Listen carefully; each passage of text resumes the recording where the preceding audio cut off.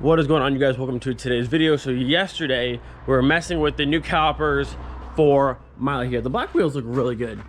I like those a lot. But yesterday we're messing with these, trying to rebuild them, and the piston got completely stuck on this one and on this one.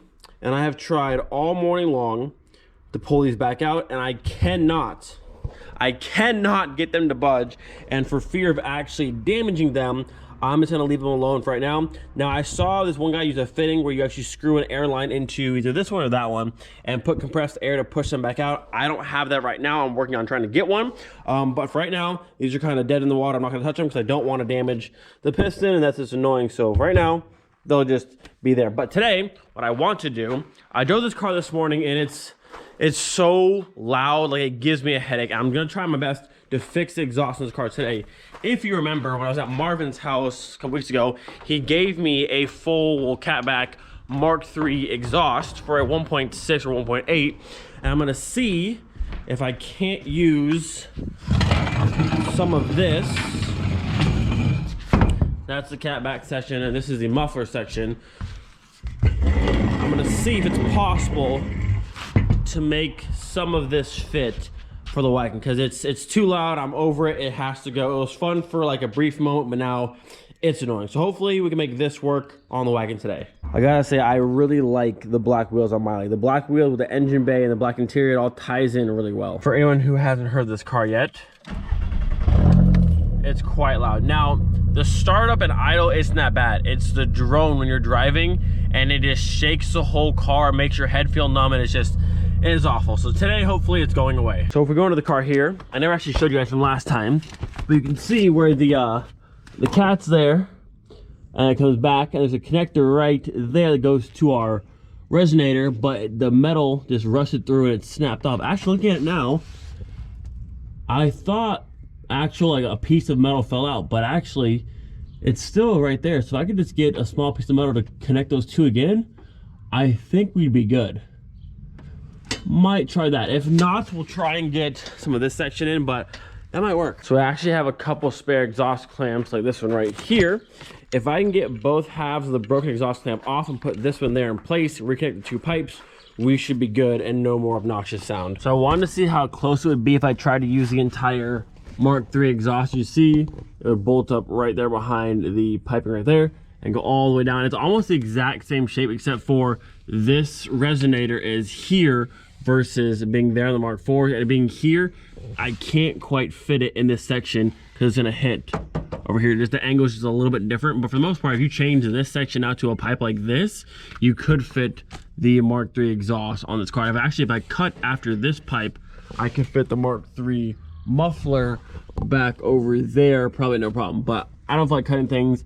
This could work with some work, but I just want it to stop being loud, so we'll just fix one pipe right there and call it a day. All right, so to my surprise, it actually wasn't the pipe that was broken at all. It was just the exhaust clamp. So you can see this one here is so rusted, so I couldn't spin these bolts at all because they're rusted up. So I just used my hammer and kind of tapped them, and they literally just fell off. So it wasn't even the pipe. The pipe's fine. It was the exhaust clamp that literally just like, look at that, like this completely fell apart. So I have a new exhaust clamp now, and I'll show you the pipe down here. And you can see the pipe itself is completely fine. So all I need to do is throw on a new hose clamp, which is right there, and we will have no more super obnoxious car. All right, I think we are officially good to go. Our new exhaust clamp is in. I sanded down the pipe underneath. I also filled the exhaust clamp with this fire gum stuff to make sure there's no leaks. And then once I wipe off the liquid wrench, I'm gonna go ahead with some black paint and paint over the entire thing to hopefully keep it from rusting again, but we should be good to go. I'm gonna go ahead and turn on the car and see how she sounds. Hopefully there's no sound. Moment of truth. Moment of truth, and hopefully time for no sound. Here we go. 1, 2, 3.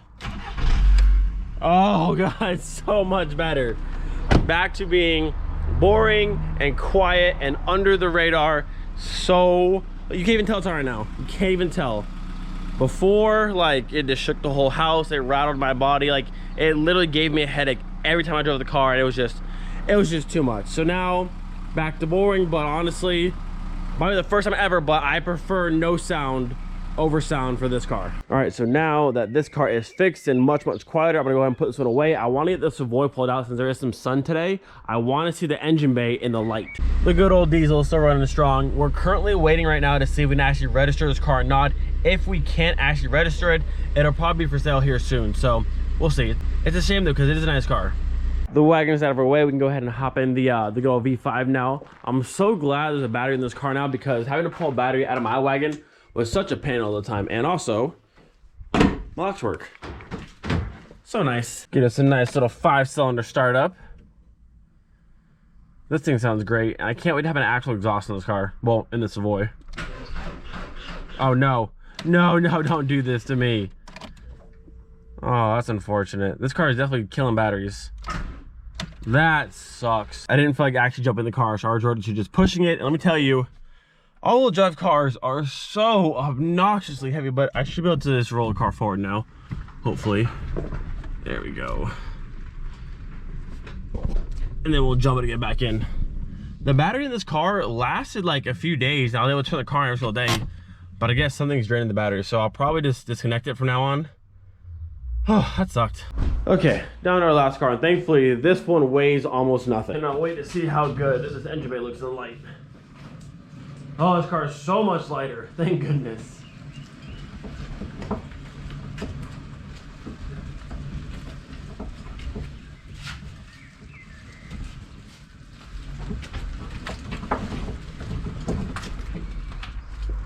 Look how incredible this paint looks.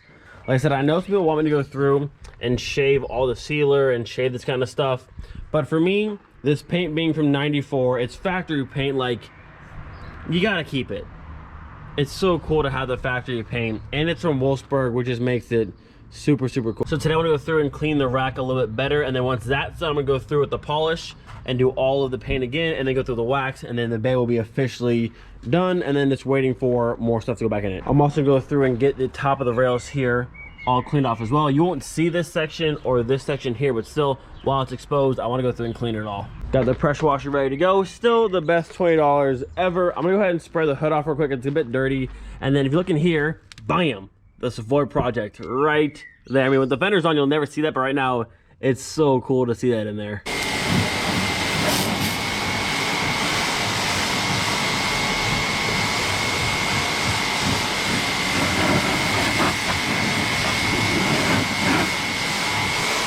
I'm gonna go ahead and spray some cleaner down here on the rack to help get some of the dirt off it. I also want to spray some cleaner on the hood, and I want the hood to shine as nicely as the engine bay does. So while the cleaner sits and does its job, I'm gonna go ahead and pull out this mount and this mount because we won't need them anymore. I'm also gonna pull out this that held in the rod for the shift linkage, the 2 bolts on the back side. So I'm gonna pull it out. So that'll come out, this will come out, and this will come out, and then maybe we'll go ahead and test fit our Fabless stuff today. All the bolts down here that hold your mounts in are 13s, one on this side and one on this side, and same for here, one there and there, and then this has 2 in the back right there and right there, and they're all 13s. As you can see, 1, 2, and 3, all of the mounts are out of the way. Our hood has been scrubbed down. Now we're gonna go ahead and get the pressure washer out and rinse everything off. I'm hoping to get this hood as shiny as the frame rails. Let's see how she comes out.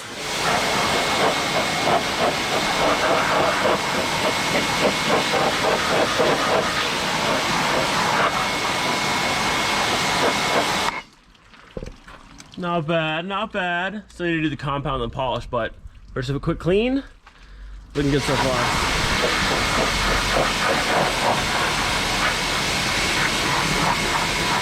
Not bad, not bad, not bad at all. So we're gonna go through and dry everything real quick, and we can do our polish and our wax, and then we'll go ahead and test fit our Fabless mounts and say the look. So at this point, I would say the engine bay is pretty much done. We've taken everything off down to nothing but just the paint. We did our rubbing compound, our polishing compound, and just finished with the wax. And I wish you guys could feel this. I wish you could feel this paint. It is so unbelievably smooth. The color right here in this corner is like my favorite section. Look how oh, it's gorgeous. And it just feels so incredibly smooth. It's so nice. Look at that shine. So I actually have some sun right now. I'm gonna try and push the car as far forward as I dare to without it falling off this. Because if it falls past this, I'm probably not getting it back up. So hopefully stop it like right here, but I want the sun to at least hit the side of the engine bay because I want to see all of this with some actual sunlight on it. There it is, our first bit of sunlight to finally hit the engine bay, and it looks incredible in the sun. I said this color, the LB6T, is by far one of the best OEM colors, not just for Volkswagen, but like of all time. Like this color is insane. Easily one of the best colors of all time. So now that the car is out, we're gonna go ahead and test fit our Fabless mounts just because why not? And I'll put it in the video there. So here we have our stuff from Fabless. This mount here replaces the factory rear mount. This one here replaces the factory trans mount, and then this tubular front end replaces your factory subframe section right here. I would show you, but it's still connected to my front end. So that's what we got, and these pieces, man, I still can't get over the quality of this. Like, it's incredible. And oh wait, wrong side. Sorry, there it is. Bam! VR5 with the sun shining through. So I'm gonna go ahead and put these in place just to see, because they just look cool. Bam! Look at that with all our fancy Fabless stuff. How cool is that? So obviously this will be mounted all the way up, but for right now I didn't feel like screwing the bolts all the way in, but that's the basic idea. And there's also one more mount right here that goes up to the front of the VR5, but this is the basic setup. Really cool piece. And I also have brackets here to go and hold the radiator and the whole rad support, so that's very, very nice. Super nice machining. It looks really good. And then back here we have the Fabless trans mount for the VR5 kit. I believe it's gonna be orientated something like this. So the back side of the O2J will bolt up right here and be held in like that. I think that's how that'll go. And then also our VR5, the rear mount here, well, this will come up and be right there, mounted to the back of the VR5 to your OEM spot. So this kit's awesome. Like I said, if you have a Mark II, 3, or Corrado and want to put a VR5 in your Mark III or your Mark II chassis, whatever you're putting it in, this is the kit for you, because like it puts the Mark IV engine in the OEM spot as if it came in this car, which is super, super cool. These are all solid mounts with polyurethane bushings. I'm excited, man. I'm so excited to just put it right in there.